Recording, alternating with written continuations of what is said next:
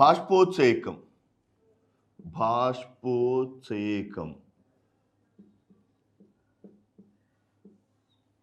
ఈ చాప్టర్ సాధారణంగా వృక్షాలు మరియు నీటి సంబంధితం, ప్లాంట్ అండ్ వాటర్ రిలేషన్. వృక్షాలు తమ యొక్క ఉష్ణోగ్రతను పరిసరాలకు అనుగుణంగా మార్చుకోవడానికి వివిధ రకాలైనటువంటి జీవక్రియలను చూపుతుంటాయి. వాటిలో ప్రధానమైనటువంటి జీవక్రియ బాష్పోత్సేకం. వృక్షాలు తమ యొక్క ఉష్ణోగ్రతను ఎందువలన తమ యొక్క ఉష్ణోగ్రతను మార్చుకోవాలి? బాహ్య వాతావరణంలోని ఉష్ణోగ్రత తమ యొక్క శరీరంలోని ఉష్ణోగ్రత మారుతూ ఉంటుంది. అంటే లేకపోతే బాహ్య ఉష్ణోగ్రత ఎక్కువగా ఉన్నప్పుడు లేదా బాహ్య ఉష్ణోగ్రత తక్కువగా ఉన్నప్పుడు దాని ప్రభావం వృక్షాల మీద పడకుండా ఉండడానికి, బాహ్య ఉష్ణోగ్రత ఎక్కువగా ఉన్నప్పుడు, ఫర్ ఎగ్జాంపుల్ మానవుడిని తీసుకుందాం. మానవుని యొక్క సగటు శరీర ఉష్ణోగ్రత 36.9 డిగ్రీస్ సెంటిగ్రేడ్ లేదా 98.4 డిగ్రీస్ ఫారెన్హీట్. ఈ ఉష్ణోగ్రత కలిగినటువంటి మానవుడు 36.9 డిగ్రీ సెంటిగ్రేడ్ కలిగినటువంటి మానవుడు బాహ్య వాతావరణంలోకి లేదా ఎండలోకి వెళ్ళినప్పుడు బాహ్యంగా ఎండలో 41 డిగ్రీల సెంటిగ్రేడ్ ఉందనుకోండి. ఆ ఉష్ణోగ్రత ప్రభావం తన యొక్క శరీర వ్యవస్థల మీద పడకుండా ఉండటానికి మానవుడు నీటిని స్వేదం రూపంలో విడుదల చేస్తాడు. అంటే 41 డిగ్రీల ఉష్ణోగ్రతను తన శరీరంపై పడకుండా ఉండటానికి, 41 డిగ్రీల సెంటిగ్రేడ్ ఉష్ణోగ్రత ప్రభావం తన శరీరంపై పడకుండా ఉండటానికి మానవుడు నీటిని నీటి బిందువుల రూపంలో విడుదల చేయటాన్ని స్వేదం అంటాం. అలాగే అదే వృక్షాలకు వచ్చిందనుకోండి. ఫర్ ఎగ్జాంపుల్ వృక్షాల్లో ఉన్నటువంటి ఉష్ణోగ్రత బాహ్య ఉష్ణోగ్రత ప్రభావానికి లోను కాకుండా బాహ్యంగా వృక్షాలకు కూడా 41 డిగ్రీల సెంటిగ్రేడ్ ఉష్ణోగ్రత ఉందనుకుందాం. బాహ్యంగా ఉన్నటువంటి ఉష్ణోగ్రత ప్రభావం వృక్షాల మీద పడకుండా ఉండటానికి వృక్షాలు జరిపే జైవిక చర్యను, జైవిక అంటే జీవం కల చర్య, మిగిలిన చర్యల్లోకి ఈ చర్యకు చాలా ప్రాధాన్యత ఉంటుంది. ఎందుకంటే ఇది జైవిక చర్య.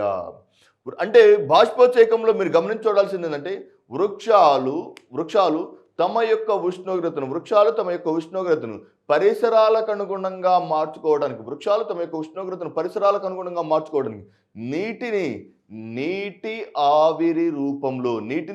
నీటి ఆవిరి రూపంలో గుర్తుపెట్టుకోవాలి. ఇక్కడ మానవుడేమో తన యొక్క ఉష్ణోగ్రతను పరిసరాలకు అనుగుణంగా మార్చుకోవడానికి నీటిని నీటి బిందువుల రూపంలో విడుదల చేస్తున్నాడు.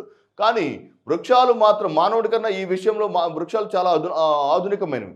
వృక్షాలు తమ యొక్క ఉష్ణోగ్రతను పరిసరాలకు అనుగుణంగా మార్చుకోవడానికి నీటిని నీటి ఆవిరి రూపంలో విడుదల చేసే జైవిక క్రియనే బాష్పోత్సేకం అని అంటారు. ఇంకొకసారి విను. వృక్షాలు తమ యొక్క ఉష్ణోగ్రతను పరిసరాలకు అనుగుణంగా మార్చుకోవడానికి నీటిని నీటి ఆవిరి రూపంలో విడుదల చేసే జైవిక క్రియను బాష్పోత్సేకం అంటారు. అంటే ఈ బాష్పోత్సేకం ఎలా జరుగుతుంది?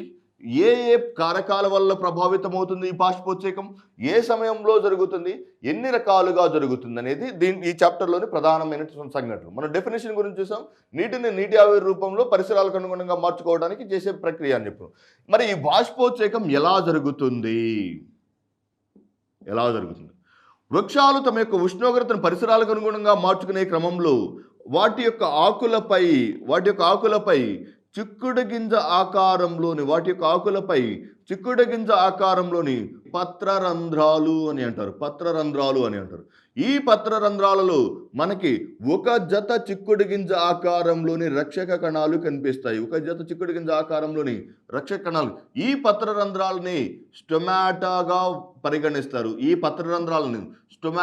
పరిగణిస్తారు. ఆకులపై, కాండంపై సాధారణంగా పత్రరంధ్రాల ద్వారా బాష్పోత్సేకం అధికంగా జరుగుతుంది. ఈ పత్రరంధ్రాలలో తిరిగి ఒక జత చిక్కుడు గింజ ఆకారంలోని రక్షక కణాలు కనిపిస్తాయి.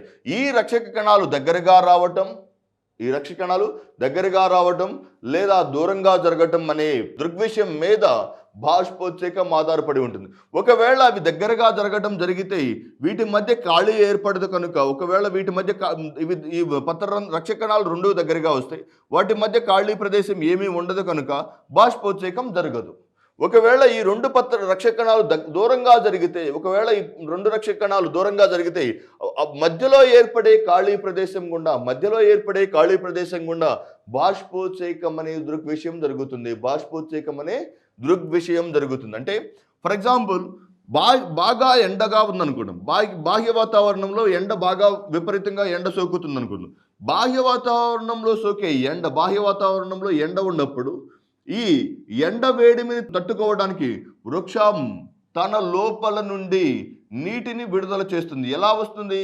కాండం గుండా నీటిని సేకరించి, వేళ్ల గుండా కాండం ద్వారా నీటిని సేకరించి దానిపై గల పత్రరంధ్రాల్లో, దానిపై గల ఆకులపై గల పత్రరంధ్రాల్లో, ఆకులపై గల పత్రరంధ్రాల్లో ఉన్నటువంటి ఒక జత చిక్కుడు గింజ ఆకారంలోని రక్షకణాలు, ఒక జత చిక్కుడు గింజలోని రక్షకణాలు నీటిని స్వీకరించడం ద్వారా బాగా ఉబ్బడం జరుగుతుంది. అంటే రక్షకణాలు ఉబ్బడం ద్వారా మధ్యలో ఏర్పడినటువంటి ఖాళీ ప్రదేశం గుండా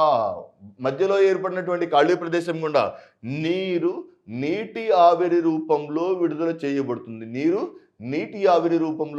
చేయబడుతుంది. ఈ ప్రక్రియనే బాష్పోత్సేకం అని అంటాం. మిగిలిన అన్ని వృక్షాలు నీటి సంబంధమైనటువంటి దృగ్విషయాల్లో బాష్పోత్సేకం ఒక్కటే జైవిక చర్య. బిందు స్రావం కానీ నిర్జీవ చర్యలు లేక భౌతిక చర్యలు.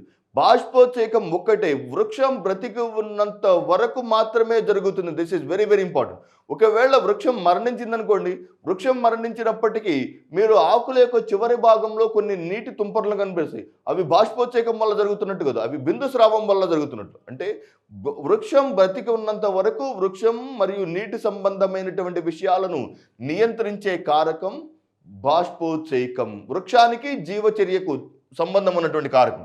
సో ఈ ఒక జత చిక్కుడు గింజ ఆకారంలోని రక్షకణాల ద్వారా బాష్పోత్సేకం జరుగుతుంది. ఈ రక్షకణాలు దగ్గరగా రావటం లేదా దూరంగా జరగటం అనేది బాష్పోత్సేకాన్ని చాలా తీవ్రంగా నియంత్రిస్తుంది. ఈ బాష్పోత్సేకాన్ని నియంత్రించే కారకాలు వృక్షాలలో పొటాషియం అనే మూలకం, వెరీ వెరీ వెరీ ఇంపార్టెంట్ మూలకం. వృక్షాలలో పొటాషియం అనే మూలకం బాష్పోత్సేకాన్ని నియంత్రించే మూలకం. ఎలా అంటే మీరు దీన్ని బట్టి క్వశ్చన్ ఎలా అడిగినా క్వశ్చన్ ఆన్సర్ చేయగలిగి ఉండాలి. వృక్షాలలో బాష్పోత్సేకాన్ని నియంత్రించే మూలకం పొటాషియం, వృక్షాలలో బిందు స్రావాన్ని నియంత్రించే మూలకం పొటాషియం, వృక్షాలలో ఈ స్రావాన్ని నియంత్రించే మూలకం. అంటే వృక్షాలు నీటి సంబంధం. జలచర వృక్షాలైనటువంటి తామరల్లో బాష్పోత్సేకం ఎవరి ద్వారా జరుగుతుంది? ఏ మూలకం నియంత్రిస్తుంది? పొటాషియం నియంత్రిస్తుంది. ఒకవేళ ఎడారి మొక్కలైనటువంటి బ్రహ్మజముడు మరియు లేదా క్యాక్టస్ లేదా అలోవెరా వంటి వృక్షాలలో నీటి సంబంధానికి లేదా నీటిని నియంత్రించడానికి దోహదం చేసే మూలకం పొటాషియం. వృక్షాలు మరియు నీటి సంబంధ విషయాలను నియంత్రించే అతి ముఖ్యమైనటువంటి మూలకం పొటాషియం. నెక్స్ట్, వృక్షాలలో బాష్పోత్సేకాన్ని నియంత్రించే మూలకం పొటాషియం అయినప్పుడు వృద్ధికారక హార్మోన్ సైటోకైనిన్. ఈ క్రింది హార్మోన్లు చూడమ్మా, వెరీ వెరీ ఇంపార్టెంట్. బాష్పోత్సేకాన్ని వృక్షంలో నియంత్రించే మూలకం పొటాషియం, బాష్పోత్సేకాన్ని వృక్షాలలో నియంత్రించే హార్మోన్ సైటోకైనిన్. వృక్షాలలో బాష్పోత్సేకం ఇది లోపల జరిగేటువంటి కారకాలు. మరి బాష్పోత్సేకం ఎంత మోతాదులో జరుగుతుంది? ఒకవేళ వృక్షంలో అసలు బాష్పోత్సేకం జరుగుతుందా లేదా అని తెలుసుకోవడానికి ఉపయోగించే పరికరాన్ని పోటోమీటర్ అని అంటారు. Very very important. మనం దీన్ని ఇంగ్లీష్లోనే రాస్తున్నాను, గుర్తుపెట్టుకోండి. Potometer. What is mean by potometer? మీకు ఇక్కడ గుర్తుంచుకోవాలి, పిహెచ్ఓ రాయటం లేదు. పిహెచ్ఓ అంటే కాంతికి సంబంధించినటువంటి దృగ్విషయం. పిహెచ్ఓ అంటే కాంతికి సంబంధించిన దృగ్విషయం. ఇది కాంతికి సంబంధించినటువంటి దృగ్విషయం కాదు. దేనికి సంబంధించిన దృగ్విషయం? బాష్పోత్సేకానికి సంబంధించిన విషయం కనుక దీన్ని పిఓటిఓ బాష్పోత్సేకాన్ని నియంత్రించడానికి ఉపయోగించే పరికరం పోటోమీటర్. ఓకే, నెక్స్ట్, ఒక వృక్షంలో బాష్పోత్సేకం ఎంత మొత్తంలో జరుగుతుందో తెలవడానికి ఉపయోగించే పరికరమేమో పోటోమీటర్.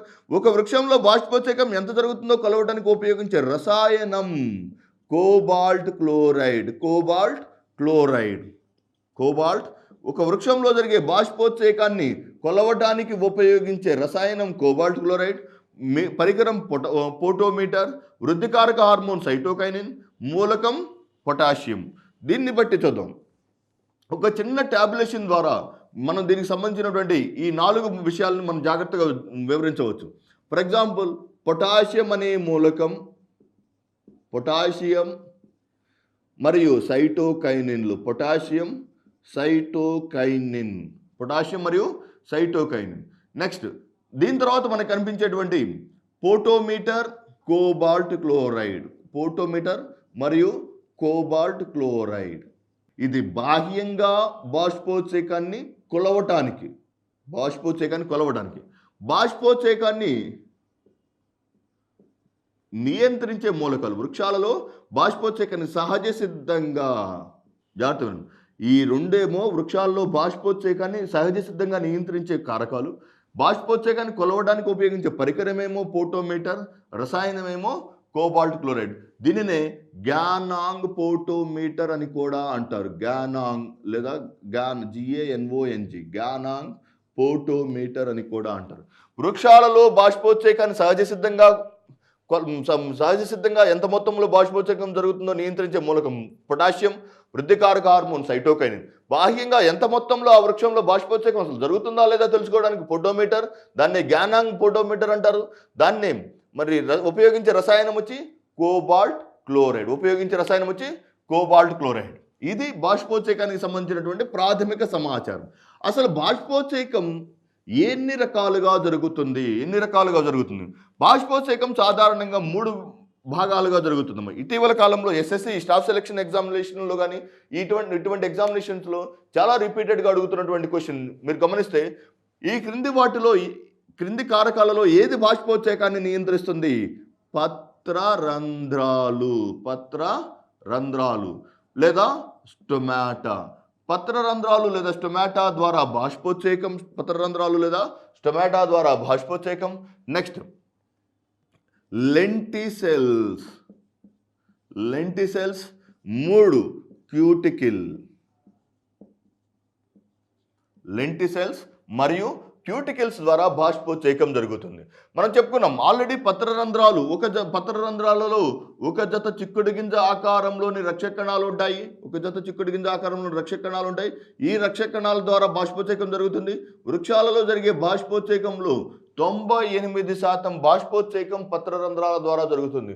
వృక్షాలలో జరిగే బాష్పోత్సేకంలో 98% బాష్పోత్సేకం పత్రరంధ్రాల ద్వారా జరుగుతుంది. మరి లెంటిసెల్స్ అంటే ఏంటి? అప్పుడే పుట్టినటువంటి కాండం నుండి నూనూగు వెంట్రుకల వంటి నిర్మాణాలు కనిపిస్తూ ఉంటాయి. మీరు మైక్రోస్కోప్ కింద గమనించి చూస్తే మరి ఏదైనా ఒక సూక్ష్మదర్శిని కానీ భూతద్దం కింద అప్పుడే ఏర్పడుతున్నటువంటి లేదా పెరుగుతున్నటువంటి కాండాన్ని మీరు గమనిస్తే, కాండం యొక్క మొదలు భాగంలో మనకి నూనూగు వెంట్రుకల వంటి నిర్మాణాలు కనిపిస్తాయి. ఆ వెంట్రుకల యొక్క చివరి భాగంలో, అంటే వెంట్రుకల యొక్క ప్రారంభ భాగంలో మనకి నీటి తుంపర్లు కనపడతాయి. అయితే ఇవి శాశ్వతమైన రంధ్రాలు. This is very very important. శాశ్వత రంధ్రాలు. కాండంపై ఏర్పడినటువంటి శాశ్వత రంధ్రాలనే లెంటిసెల్స్ అని అంటారు. వృక్షం పెరిగి పెద్దయింది, అయినప్పటికీ దానిలో లెంటిసెల్స్ అలాగే తెరవబడినవి. అంటే వృక్షాలలో కనిపించినటువంటి వృక్షాలలో లెంటిసెల్స్లో కాండంపై ఏర్పడినటువంటి శాశ్వతమైన రంధ్రాలను లెంటిసెల్స్ అంటారు. కాండంపై ఏర్పడినటువంటి శాశ్వతమైన రంధ్రాలను లెంటిసెల్స్ అంటారు. ఇది 1% బాష్పోత్సేకాన్ని జరుపుతుంది. వృక్షం జరిగే బాష్పోత్సేకంలో 1% ఉంటుంది. ఫర్ ఎగ్జాంపుల్ క్యూటికులర్ ట్రాన్స్పిరేషన్ లేదా క్యూటికల్స్ ద్వారా జరిగే బాష్పోత్సేకం అంటే, ఫర్ ఎగ్జాంపుల్ మీరు బ్రహ్మజముడు వంటి వృక్షాలు చూసారనుకోండి. బ్రహ్మజముడు వంటి వృక్షంలో బ్రహ్మజముడు అనేది ఎడారి మొక్క. ఈ బ్రహ్మజముడు ఎడారి మొక్క కనుక దానిలోని నీటి అనుకూలత కొరకు కాండం ఆకుపచ్చగా కనిపిస్తూ బాష్పోత్సేకాన్ని నియంత్రిస్తుంది. ఈ ఆకుపచ్చగా ఉంటూ ఇది కిరణజన్య సంయోక్తిని చూపుతుంది. ఆకులు ముళ్ళవలే రూపాంతరం చెందినాయి. ఇవి ముళ్ళవలే ఉండడం మీరు చూస్తే బ్రహ్మజముడు కానీ లేకపోతే అలోవెరా వంటి వృక్షాల్లో మీకు ముళ్ళ వంటి స్పైన్ వంటి నిర్మాణాలేమో ఆకుల యొక్క రూపాంతరం. కాండం ఎలా మారింది? కాండం ఆకుల వరే మారింది. అంటే ఆకుల పనేమో కాండం చేస్తుంది, రక్షించాల్సినటువంటి విధినేమో ఆకులు చేస్తుంది. ఈ భాగంలో మీరు క్యాక్టస్ కానీ లేదా బ్రహ్మజముడు వంటి వృక్షం కానీ తామర వృక్షం కానీ చూస్తే దానిపైన లేత మైనపు పొరతో ఏర్పడినటువంటి నిర్మాణం కనిపిస్తుంది. దానినే క్యూటికిల్ లేదా అవభాసిని అని అంటారు. ఈ అవభాసిని బాష్పోత్సేకాన్ని చాలా తక్కువ మొత్తంలో జరుపుతుంది. ఇది కూడా దాదాపుగా 1% కన్నా తక్కువ బాష్పోత్సేకాన్ని చూపించే వృక్షంలోని భాగం క్యూటికిల్. అంటే బాష్పోత్సేకం 3 భాగాల ద్వారా జరుగుతుంది. పత్రరంధ్రాలు లేదా స్టొమాటా ద్వారా దాదాపుగా బాష్పోత్సేకం పూర్తి అవుతుంది. లెంటిసెల్స్ ద్వారా బాష్పోత్సేకం చాలా తక్కువ మొత్తంలో జరుగుతుంది. క్యూటికల్ ద్వారా ఇంకా తక్కువ మొత్తంలో జరుగుతుంది. వృక్షాలపై లేదా కాండంపై ఏర్పడినటువంటి శాశ్వతమైన రంధ్రాలను లెంటిసెల్స్ అంటారు. కాండంపై సాధారణంగా ఆకులలో కనిపించేటువంటి శాశ్వతమైన రంధ్రాలను పత్రరంధ్రాలు అని అంటారు. పత్రరంధ్రాలు అని అంటారు. సో ఈ విధంగా ఇన్ని 3 రకాలుగా జరిగేటువంటి బాష్పోత్సేకంలో ఇలాగే అడిగాడు ఎగ్జామినేషన్. ఈ క్రింది కారకాల్లో ఎవరి ద్వారా బాష్పోత్సేకం జరుగుతుంది? ఆప్షన్ ఏ పత్రరంధ్రాలు, ఆప్షన్ ఏ పత్రరంధ్రాలు, option B lenticels, option C అవభాసిని లేదా క్యూటికిల్, అవభాసిని లేదా cuticle, option D all the above పైవన్నీ లేదా పైవన్నీ. అంటే పత్రరంధ్రాల ద్వారా బాష్పోత్సేకం జరుగుతుంది, లెంటిసెల్స్ ద్వారా బాష్పోత్సేకం జరుగుతుంది, అవభాసిని లేదా క్యూటికల్ ద్వారా కూడా బాష్పోత్సేకం జరుగుతుంది. నెక్స్ట్ ఈ బాష్పోత్సేకం జరగడానికి వెరీ వెరీ ఇంపార్టెంట్. ఇలా బాష్పోత్సేకం జరుగుతున్నప్పుడు బాష్పోత్సేకాన్ని నియంత్రించే కారకాల గురించి చెప్పుకున్నాం. బాష్పోత్సేకం ఎన్ని రకాలు వృక్షాల్లో ఏ వృక్షాల్లో ఎలా జరుగుతుంది? Very very important. వృక్షాలలో ఉన్నటువంటి బీజదళాల సంఖ్య ఆధారంగా లేదా విత్తనాలలో ఉన్నటువంటి బీజదళాల సంఖ్య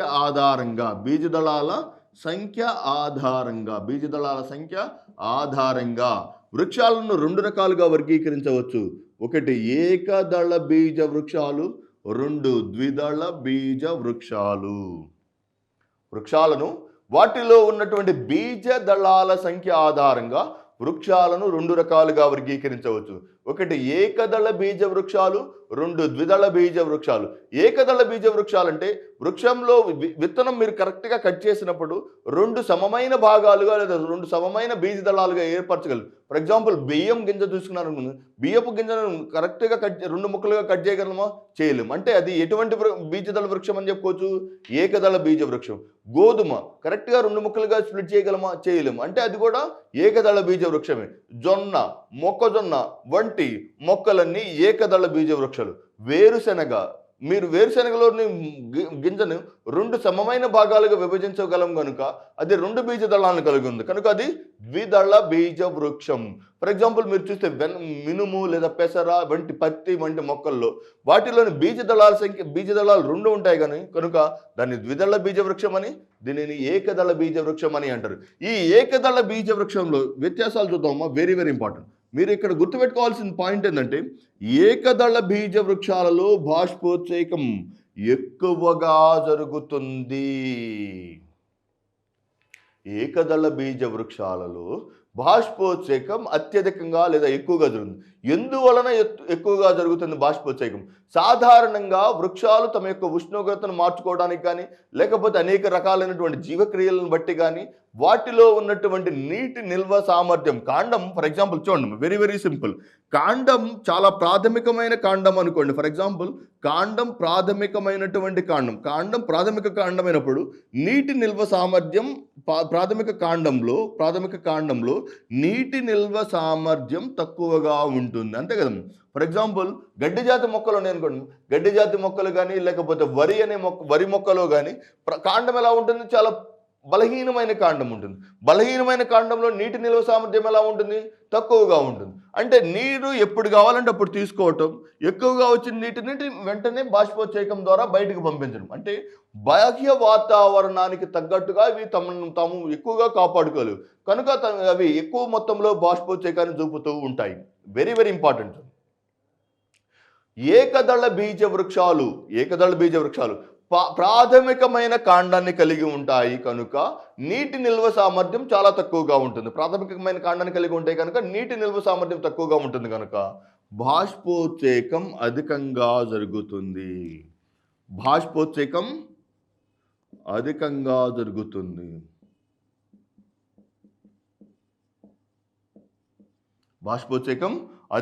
జరుగుతుంది. మరి ద్విదళ బీజ వృక్షాలలో వీటిలోని కాండం ఎలా ఉంటుంది? చాలా దృఢమైన కాండం ఉంటుంది. మీరు పత్తి మొక్క యొక్క వేరు చూసారనుకోండి, మామిడి మొక్క యొక్క వేరు చూసారనుకో, వేరు ఎలా ఉంటుంది? చాలా దృఢమైన కాండం ఉంటుంది. దృఢమైన కాండాన్ని కలిగి ఉంటుంది. కాండం చాలా దృఢమైన కాండం ఉంటుంది కనుక వాటిలో బాష్పోత్సేకం చాలా తక్కువగా ఉంటుంది. బాష్పోత్సేకం ఏకదళ బీజ వృక్షాల్లో బాష్పోత్సేకం అధికంగాను, ద్విదళ బీజ వృక్షాల్లో బాష్పోత్సేకం తక్కువగాను ఉంటుంది. మరి బాష్పోత్సేకం ఎక్కువగా జరిగే ఏకదళ బీజ వృక్షాల్లో పత్రరంధ్రాల సంఖ్య, బాష్పోత్సేకం అధికంగా జరుగుతుంది కాబట్టి పత్రరంధ్రాలు ఎలా ఉంటాయి? ఎక్కువ పత్రరంధ్రాలను కలిగి ఉంటాయి. ఎక్కువగా పత్రరంధ్రాలను కలిగి ఉంటాయి. అలాగే ద్విదళ బీజ వృక్షాలను చూసారనుకోండి, వాటిలోని పత్రరంధ్రాల సంఖ్య తక్కువగా ఉంటుంది. అంటే బాష్పోత్సేకం జరిగితే పత్రరంధ్రాలు తక్కువగా జరిగితే తక్కువ, అధికంగా జరిగితే పత్రరంధ్రాల సంఖ్య ఎక్కువ. అంటే ఏంది? బాష్పోత్సేకాన్ని నియంత్రించే కారకం చెప్పుకున్నాం కదా పత్రరంధ్రాలని. ఈ పత్రరంధ్రాల సంఖ్య కూడా ఎక్కడ ఉంటాయి? సాధారణంగా వీటిలో ఆకుల యొక్క క్రింది భాగంలోనే కనిపిస్తాయి. తక్కువగా ఉన్నటువంటి పత్రరంధ్రాలు కూడా ద్విదళ బీజ వృక్షాలలో ఆకుల యొక్క చివరి క్రింది భాగంలో, క్రింది ఉపరితలంలో కనిపిస్తాయి. ఈ ఏకదళ బీజ వృక్షాలలో జరిగే బాష్పోత్సేకం, ఏకదళ బీజ వృక్షాల్లోని వేరు వ్యవస్థను చూస్తే, వేరు వ్యవస్థ చూద్దాం ఇక్కడ. ఏకదళ బీజ వృక్షాల్లోని వేరు వ్యవస్థ పీచు వేరు వ్యవస్థను కలిగి ఉంటాయి. ఏకదళ బీజ వృక్షాల్లోని వేరు వ్యవస్థ పీచు వేరు వ్యవస్థ, గుబురు వేరు వ్యవస్థ. మీరు గడ్డి కానీ లేకపోతే వరి మొక్క యొక్క కాండాన్ని గట్టిగా పైకి లాగినప్పుడు వేరు వ్యవస్థ ఎలా ఉంటుంది? పీచు వేరు వ్యవస్థ. ఇలా పీచు వేరు వ్యవస్థ లేదా గుబురు వేరు వ్యవస్థ ఉంటుంది కదా. అలాగే ఇక్కడ వచ్చేసరికి ద్విదళ బీజ వృక్షాల్లోని వేరు వ్యవస్థ తల్లి వేరు వ్యవస్థ లేదా ట్యాప్ రూట్ సిస్టమ్. ఏకదళ బీజాల్లో బాష్పోత్సేకం అధికం, ద్విదళ బీజాల్లో తక్కువ.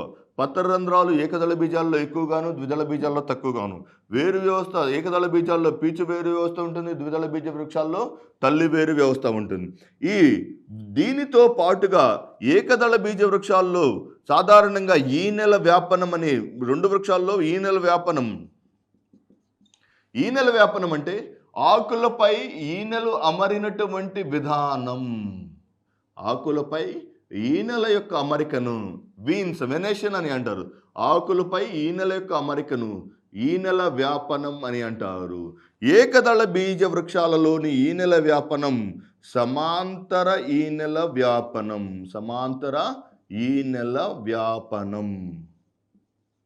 ఏకదళ బీజ వృక్షాల్లోని ఈనెల వ్యాపనం సమాంతర ఈనెల వ్యాపనం. ద్విదళ బీజ వృక్షాల్లోని ఈనెల వ్యాపనం జాలాకార ఈనెల వ్యాపనం లేదా ఆల్టర్నేట్ జాలాకార ఈనెల వ్యాపనం ద్విదళ బీజ వృక్షాల్లోను. ఏకదళ బీజ వృక్షాల్లో సమాంతర ఈనెల వ్యాపనం కనిపిస్తుంది. అంటే మీకు ఇక్కడ పాయింట్ ఎసెన్స్ ఏంటంటే ఏకదళ బీజ వృక్షాల్లో బాష్పోత్సేకం జరుగుతుంది, ఎక్కువ మొత్తంలో పత్రరంధ్రాలు. దీన్ని అప్లికేటివ్ క్వశ్చన్స్ ఎలా అడగొచ్చు చూడండి. ఫర్ ఎగ్జాంపుల్ ఒక ప్రాంతంలో హుదూద్ తుఫాన్ కానీ, ఏదైనా ఒక తుఫాన్ వల్ల కానీ, ఒక కరువు వల్ల కానీ, ఏదైనా ఒక ప్రాంతంలో పంటలన్నీ నష్టపోయినప్పుడు ఆ ప్రాంతంలో ఉన్నటువంటి ఏ మొక్కలు నష్టపోతాయి అధికంగా? ఏకదళ బీజ వృక్షాలు, వాటిలోని కాండం ప్రాథమికమైన కాండం ఉంటుంది కాబట్టి, ఏకదళ బీజ వృక్షాల్లోని కాండం ప్రాథమికమైన కాండం ఉంటుంది కాబట్టి, వాటి యొక్క నీటి నిల్వ సామర్థ్యం తక్కువగా ఉంటుంది కాబట్టి వెంటనే తుఫాన్ల యొక్క తాకిడికి ముందుగా గురయ్యే వృక్షాలు ఏకదళ బీజ వృక్షాలు. ఫర్ ఎగ్జాంపుల్ ఒక ప్రాంతంలో వరి, ప్రత్తి, వేరుశెనగ, శనగానే 4 పంటలు వేశారు. ఈ క్రింది 4 పంటల్లో ఏ పంట తుఫాను తాకిడికి ముందస్తుగా గురవుతుందంటే తప్పనిసరిగా ఎవరిని చెప్పాలి? ఏకదళ బీజ వృక్షాలు. ఎందువల్ల? వాటిలోని కాండం యొక్క వ్యవస్థ చాలా ప్రాథమికమైన కాండ వ్యవస్థను కలిగి ఉంటాయి. కనుక బాష్పోత్సేకం అధికంగా చూపే క్రమంలో వెనువెంటనే అవి చనిపోవటం అనేది జరుగుతుంది. బిందు స్రావం పేరులోనే ఉంది చూడండి. బిందు స్రావం అంటే బాష్పోత్సేకానికి బిందు స్రావానికి వ్యత్యాసం చూస్తే మీకు చాలా ఈజీగా అర్థమవుతుంది. బాష్పోత్సేకం లేదా ట్రాన్స్పిరేషన్లో ఏమని చెప్పుకున్నాం? నీరు ఏ రూపంలో విడుదలవుతుంది? నీటి ఆవిరి రూపంలో విడుదలవుతుంది. మరి బిందు స్రావంలో నీరు ఏ రూపంలో విడుదలవుతుంది? బిందువుల రూపంలో విడుదలవుతుంది.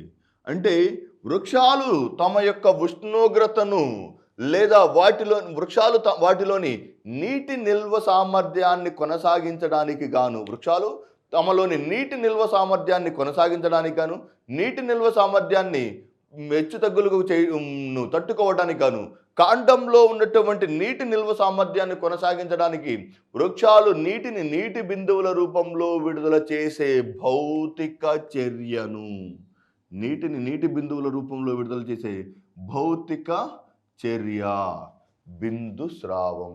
వృక్షాలు నీటిని నీటి ఆవిరి రూపంలో విడుదల చేస్తే అది బాష్పోత్సేకం. నీటిని నీటి బిందువుల రూపంలో విడుదల చేస్తే అది బిందు స్రావం అంటే బాష్పోత్సేకం జరగడానికి దోహదం చేసే కారకమేమో పత్రరంధ్రాలు అయితే బాష్పోత్సేకం పత్రరంధ్రాల ద్వారా జరిగితే బిందు స్రావం హైడతోడ్స్ అనే పరికరాల ద్వారా జరుగుతుంది.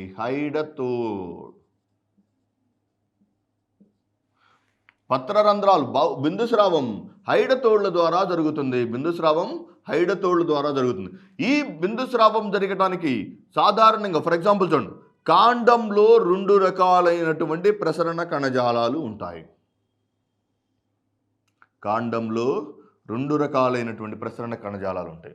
లోపల ఉన్నటువంటి కాండం మధ్యలో ఉన్నటువంటి ప్రసరణ కణజాలాన్ని జైలం అని, బాహ్యంగా ఉన్నటువంటి ప్రసరణ కణజాలాన్ని ఫ్లోయం అని అంటారు. ఇది ఇంగ్లీష్లో ఎందుకు రాస్తున్నాను తర్వాత మీకు అర్థమవుతుంది. వృక్షాల యొక్క కాండం మధ్య భాగంలో ఉన్నటువంటి ప్రసరణ కణజాలాన్ని అంటే జైలంను ఆవరించినటువంటి ప్రసరణ కణజాలాన్ని ఫ్లోయం అని అంటారు. ఫర్ ఎగ్జాంపుల్ కాండాన్ని చూశారనుకోండి, కాండం చూసినప్పుడు బాహ్యంగా ఏముంటుంది, బెరడు ఉంటుంది. బెరడుకు తరువాత ఏముంటుంది, ఫ్లోయం అనే ప్రసరణ కణజాలం ఉంటుంది. ఫ్లోయంకు లోపలి వైపున కాండం లోపల అతి దృఢమైనటువంటి నలుపు రంగులో ఉన్నటువంటి ప్రసరణ కణజాలాన్ని జైలం అని అంటారు. ఈ ఇంగ్లీష్లో మీరు గుర్తుపెట్టుకోండి, ఇంగ్లీష్లో జైలం అనే పదానికి లో ఉన్నటువంటి ఎక్స్కి ముందు వచ్చేటువంటి ఆల్ఫాబెటిక్స్లో ఇంగ్లీష్ వర్ణమాలలో ఎక్స్ కన్నా ముందు వచ్చేటువంటి అక్షరం ఏంటిది, WXYZ కదా. అంటే ఎక్స్ కన్నా ముందు వచ్చే అక్షరం W. అంటే జైలం ఎవరిని తీసుకువెళ్తుంది, వాటర్ని తీసుకువెళ్తుంది. గుర్తుపెట్టుకోండి, very very important question.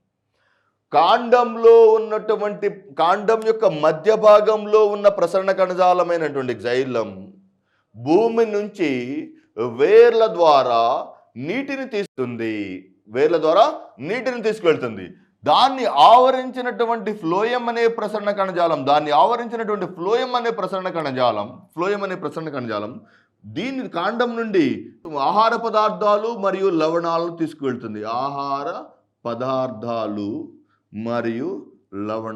తీసుకువెళ్తుంది. Very very important. Xylem కాండం యొక్క మధ్య భాగంలో ఉన్నటువంటి జైలం నీటిని లేదా వాటర్ని తీసుకువెళ్తే కాండం యొక్క మధ్య భాగంలో బాహ్యంగా జైలంను ఆవరించినటువంటి ప్రసరణ కణజాలం ఆహార పదార్థాలు మరియు లవణాలను తీసుకెళ్తాయి. మీరు కొన్నిసార్లు వరదలు వచ్చినప్పుడు కొన్ని వృక్షాలను మీరు చూస్తూ ఉండుంటారు. వరదలు వచ్చినప్పుడు కొన్ని వృక్షాలు పడిపోయిన అన్ని వృక్షాలు ఎండిపోవు. కొన్ని వృక్షాలు మరణిస్తాయి, కొన్ని వృక్షాలు మరణించవు. మరణించినటువంటి వృక్షాలలోని ఏ కణజాలం నిర్వీర్యమైనట్టు, జైలం నిర్వీర్యమైనట్టు. ఫర్ ఎగ్జాంపుల్ కొన్ని వృక్షాలు అలా ఈ కాండం ఇరిగిపోయి ఉంటుంది, దాదాపుగా ఇలా కాండం ఇరిగిపోయి ఉంటుంది, కానీ పైన లేత ఇగురు ప్రారంభమవుతుంది. అంటే ఎక్కడో ఒక ప్రాంతంలో జైలం భూమి నుంచి నీటిని తీసుకువస్తూ ఉన్నట్టు. జైలం యథావిధిగా ఉన్నంతకాలం లేదా జైలం పూర్తిగా నాశనం కానంత వరకు వృక్షాలు సజీవంగా ఉంటాయి.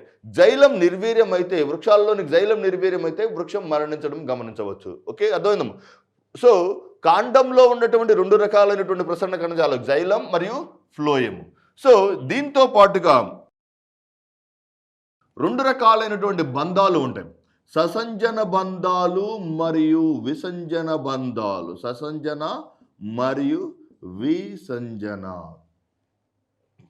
భూమి నుంచి నీటిని పైకి తీసుకువెళ్ళడానికి కానీ, భూమి నుంచి లవణాలు మరియు ఆహార పదార్థాలను పైకి తీసుకువెళ్ళడానికి కానీ 2 రకాలైనటువంటి బంధాలు దోహదం చేస్తాయి.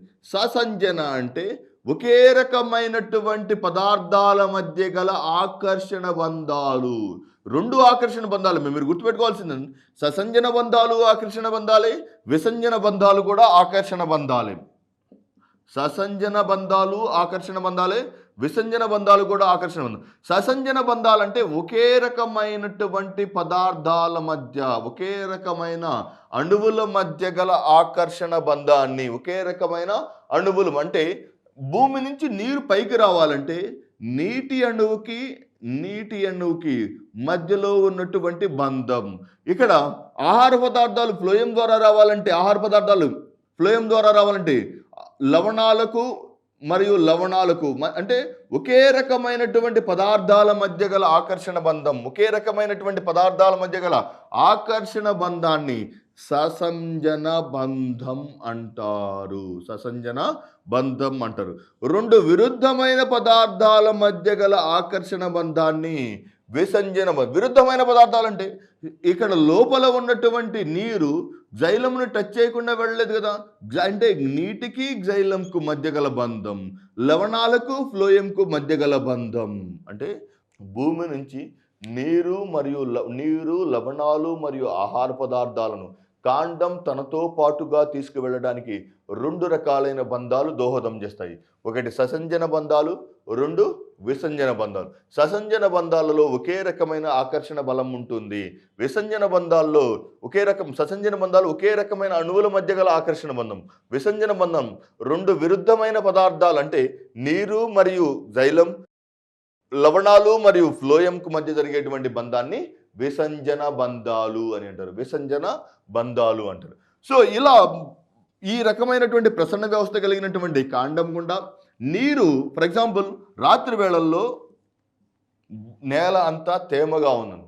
రాత్రి వేళల్లో నేల అంతా తేమగా ఉన్నప్పుడు నేల నుంచి నీరుని పైకి లేవటానికి, అధికంగా ఉన్నటువంటి నేల నుంచి నీటిని పైకి లేవటానికి ఈ జరిగే దృగ్విషయాన్ని అంటే వృక్షాలు తమ యొక్క నీటి నిల్వ సామర్థ్యాన్ని పెంచుకోవటానికి నీటి బిందువుల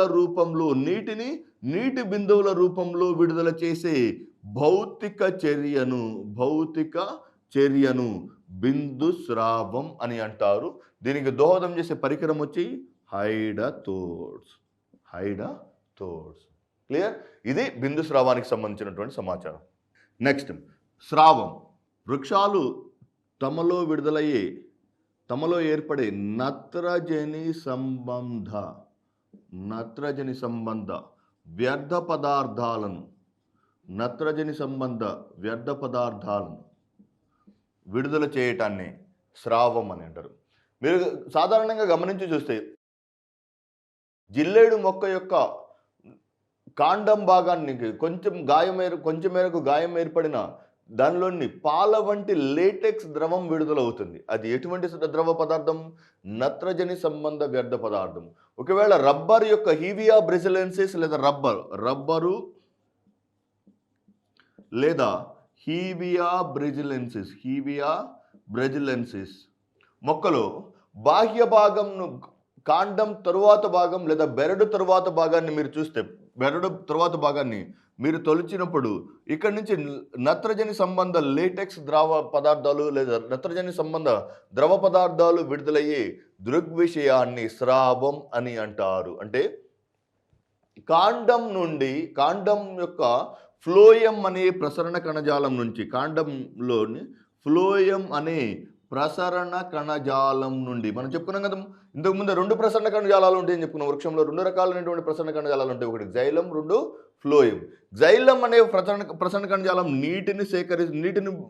నీటి యొక్క ప్రసరణకు దోహదం చేస్తుందని, ఫ్లోయం అనే ప్రసరణ కణజాలం ఆహార పదార్థాలు మరియు లవణాల యొక్క ప్రసరణకు దోహదం చేస్తున్నారు. అంటే బాహ్యంగా ఉన్నటువంటి కాండానికి బాహ్యంగా ఉన్నటువంటి ఫ్లోయంకు గాయం తగలటం ద్వారా ఫ్లోయం నుంచి నత్రజని సంబంధ వ్యర్థ పదార్థాలు విడుదలయ్యే దృగ్విషయాన్ని స్రావం అని అంటారు. That is very very important. ఇప్పుడు మూడింటికి సంబంధించినటువంటి బాష్పోత్సేకం, బిందు స్రావం మరియు స్రావానికి సంబంధించినటువంటి వ్యత్యాసాలను ఒక చిన్న టేబుల్లో గుర్తిద్దాం. ఒక ఫస్ట్ వన్ బాష్పోత్సేకం, బిందు స్రావం, మరియు స్రావం. బాష్పోత్సేకంలో నీరు నీటి ఆవిరి రూపంలో విడుదలవుతుంది. నీరు నీటి ఆవిరి రూపంలో విడుదలవుతుంది. బిందు స్రావంలో నీరు బిందువుల రూపంలో విడుదలవుతుంది. బాష్పోత్సేకం గుర్తించాలంటే మీరు మార్నింగ్ టైం ఉదయాన్నే పార్కుల్లో నడుచుకుంటూ వెళ్ళినప్పుడు గడ్డి మొక్కల గుండా వచ్చేటువంటి గడ్డి మొక్కల యొక్క చివరి భాగంలో తుంపర్ల రూపంలో ఉండేటువంటి వాటినే బిందువులు అంటారు. ఆ ప్రక్రియను బిందు స్రావం అని అంటారు. ఓకే, సో బిందువుల రూపంలో విడుదల. స్రావంలో ఏమవుతుంది? నత్రజని సంబంధ లేటెక్స్ విడుదలవుతాయి. నత్రజని సంబంధ ద్వితీయ ఉత్పన్నకాలైనటువంటి లేటెక్స్ అనే పదార్థాలు విడుదలవుతాయి. నెక్స్ట్ బాష్పోత్సేకం. సాధారణంగా బాష్పోత్సేకం జరగడానికి దోహదం చేసే కారకం వచ్చి స్టొమాటా లేదా పత్రరంధ్రాల ద్వారా బాష్పోత్సేకం జరుగుతుంది. స్టొమాటా లేదా పత్రరంధ్రాల ద్వారా. బిందు స్రావం ఏమో హైడతోడ్స్ ద్వారా. బిందు స్రావం హైడతోడ్స్ ద్వారా. స్రావం ఫ్లోయం ద్వారా జరుగుతుంది. ఈ టేబుల్ గుర్తుపెట్టుకోండి, వెరీ వెరీ ఇంపార్టెంట్. ఓకే, బాష్పోత్సేకం, బిందు స్రావం. నెక్స్ట్ వృక్షాలు. వృక్షాలలోని కాండంపై శాఖల యొక్క అమరిక ఆధారంగా వృక్షంలో కాండంపై శాఖల యొక్క అమరిక ఆధారంగా వృక్షాలను లేదా కాండంను 4 రకాలుగా వర్గీకరించవచ్చు.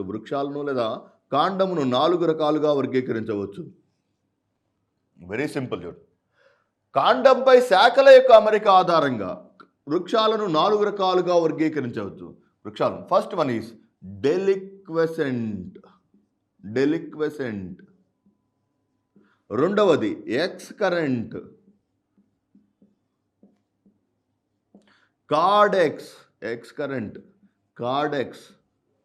Sin, CYLN.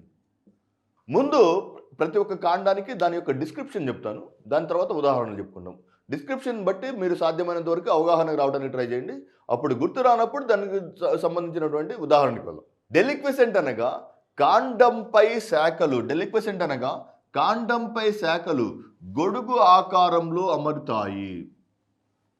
కాండంపై శాఖలు గొడుగు ఆకారంలో అమరటం గమనించవచ్చు. డెలిక్వెసెంట్ అనగా కాండంపై శాఖలు గొడుగు ఆకారంలో అమరటం గమనించవచ్చు. అంటే ఉదాహరణ ఫస్ట్ ఆ మాట చెప్పగానే మీకు గుర్తుకొచ్చేది పుట్టగొడుగు కాదు. పుట్టగొడుగు అనేది వృక్ష సంబంధమైనది కాదు, అది శిలీంద్ర సంబంధమైనది.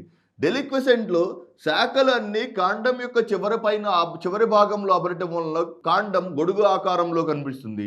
ఉదాహరణ వేప, మామిడి మరియు మర్రి వంటి అతిపెద్ద వృక్షాలు.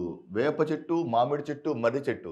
కాండం యొక్క చివరి భాగంలో శాఖలు గొడుగు ఆకారంలో అమరి ఉండటం. Next X current. మీరు ఇంగ్లీష్లో చూస్తే బాగా అర్థమవుతుంది. ఎక్స్ మరియు కరెంట్. ఎక్స్ అంటే మీకు తెలుసు, ఎక్స్ అంటే పాత, కరెంట్ అంటే ప్రస్తుతం. అంటే కాండంపై పాత శాఖలు అన్నీ రాలిపోవడం ద్వారా, కాండంపై పాత శాఖలన్నీ రాలటం మరియు కాండంపై కొత్త శాఖలు మాత్రమే కాండం యొక్క చివరి భాగంలో కనిపిస్తే దానిని ఎక్స్ కరెంట్ అని అంటారు. డెలిక్వెసెంట్ అంటే కాండం యొక్క చివరి భాగంలో శాఖలు గొడుగు ఆకారంలో అమరటం. ఎక్స్ కరెంట్ అనగా కాండం యొక్క చివరి భాగంలో క్రొత్త శాఖలు, ఆకులు కాదు, క్రొత్త శాఖలు అమరి పాత శాఖలన్నీ భూమిపై రాలటాన్ని ఎక్స్ కరెంట్ అని అంటారు. దీనికి ఉదాహరణ, ఎక్స్ కరెంట్కి సాధారణంగా ఉదాహరణ మీరు చూస్తే యూకలిప్టస్ మరియు సరుగుడు వృక్షాలు వీటికి ప్రధానమైనటువంటి ఉదాహరణలుగా కనిపిస్తాయి. కార్డెక్స్ మీరు తాటి మరియు కొబ్బరి వృక్షాలను గమనించి చూస్తే వీటి యొక్క చివరి భాగంలో క్రొత్త ఆకులు అమరటం గమనించవచ్చు. కాండం యొక్క చివరి భాగంలో క్రొత్త ఆకులు మరియు కాండం యొక్క క్రింది భాగంలో అన్ని పాత ఆకులు రాల్చివేయబడిన తర్వాత కాండం యొక్క చివరి భాగంలో క్రొత్త ఆకులు మాత్రమే కలిగే విధానాన్ని కార్డెక్స్ అని అంటారు. ఉదాహరణ తాటి మరియు కొబ్బరి.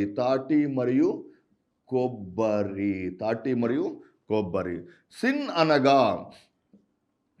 అనగా కాండం అత్యంత బలహీనంగా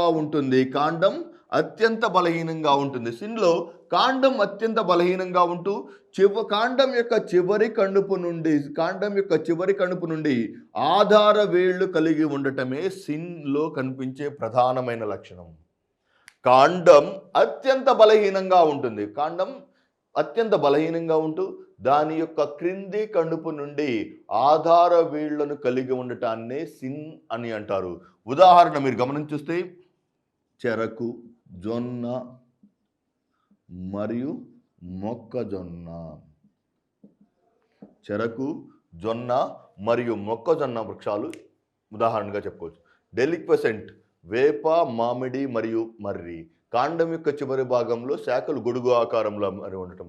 ఎక్స్కరెంట్ కాండం యొక్క చివరి భాగంలో కొత్త శాఖలు మాత్రమే ఉంటూ పాత శాఖలన్నీ క్రింది పడిపోవటం. కార్డెక్స్ కాండం యొక్క చివరి భాగంలో కొత్త ఆకులను కలిగి పాత ఆకులు రాల్చివేయటం. సిన్ అనగా కాండం అత్యంత బలహీనంగా ఉంటూ క్రింది కణుపు నుండి ఆధారభూతమైన వేళ్లను కలిగి ఉండటం. ఉదాహరణ చెరకు, జొన్న మరియు మొక్కజొన్న. ఇదేంది? కాండం పై శాఖ అమరిక ఆధారంగా కాండం యొక్క వర్గీకరణ. అంటే సాధారణంగా వృక్షాల్లో మనకి ఏమేమి కనిపిస్తాయి? కాండం కనిపిస్తుంది, ఆకులు కనిపిస్తాయి, వేర్లు, ఫలాలు మరియు పుష్పాలు.